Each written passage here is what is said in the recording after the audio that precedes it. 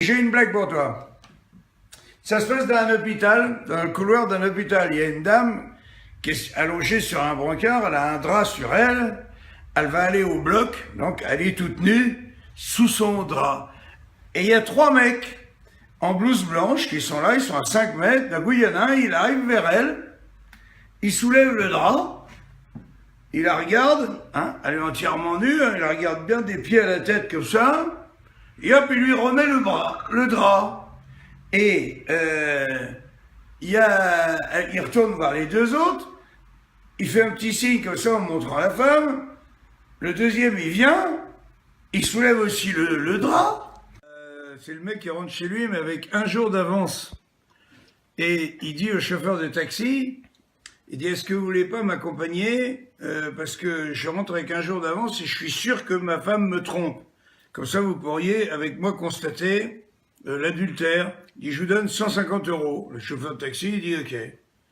Ils arrivent dans la maison, évidemment, pas de loup, il ouvre la porte de la chambre, et là, le mec il tire brutalement sur la couette, en allumant la lumière, et qu'est-ce qu'il voit? Effectivement, sa femme, avec son amant. Il sort un flingue énorme, qu'il a dans sa ceinture, et braque! Le mec il dit, toi, je vais te fumer! Et sa femme elle se met entre les deux, elle dit, non, je t'en supplie chérie, ne tire pas, je t'ai menti! En fait, je n'ai jamais hérité de ma tante, tu sais. La Ferrari que je t'ai offerte, c'est lui qui l'a achetée. Notre maison au bord du lac, pareil. Et notre yacht aussi. Et il paye tous les billets des grands matchs que tu aimes aller voir. Et en plus, il paye nos impôts.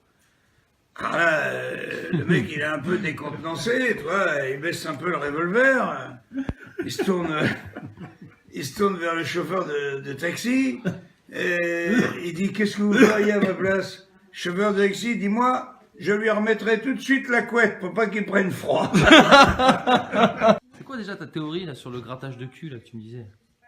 Je te disais, c'est clair, qu'on se gratte le cul avec ces 2 doigts-là. C'est deux là? L'annulaire et le majeur. Mais pourquoi? Ben, réfléchis, tu te grattes le cul avec ça, avec ton index? Non. Avec le pouce, avec le petit doigt? Non. Vas-y, gratte-toi le cul pour voir. Vas-y. Alors? T'as raison.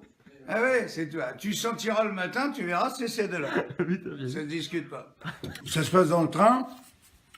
Compartiment. Un homme, une très belle jeune femme. Et la jeune femme en question, un petit t-shirt blanc. Avec une poitrine.